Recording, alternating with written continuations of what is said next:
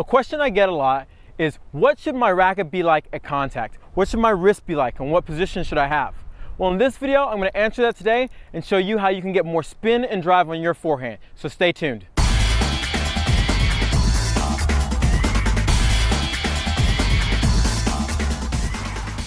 The secret to having spin and drive on your forehand is making sure you do what I call is staying on the ball. Now, I know a lot of people talk about the windshield wiper forehand, and yes, there is some windshield wiper, but there's a small distinction that you need to know to make sure you're hitting it the right way. So, what makes the windshield wiper forehand important? The key to having the correct windshield wiper forehand is when we're turning the racket over, we don't just want to instantly turn the racket off the ball. What happens is we instantly pull the racket off the ball and we have no ability to drive or spin.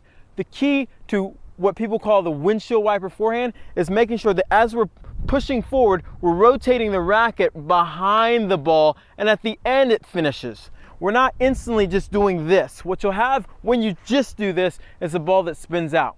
I know there's been some comments about, the windshield wiper forehand and the classical drive forehand. I personally think they're almost the same thing in the modern game of tennis, where we're pushing through and we're driving out and rotating the racket over.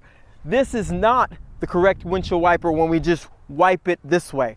Well, the problem with this is we get no penetration and drive.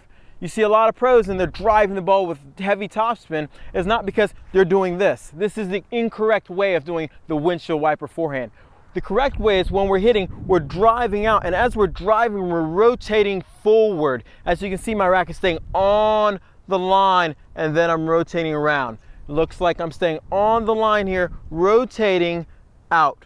The key distinction in the racket face is making sure that as we're rotating, that the strings are looking at the contact or at the target as long as possible through my contact zone, and then finishing. So in summary, make sure that when you're doing your windshield wiper forehand, that you're rotating with the ball and staying with it as long as possible.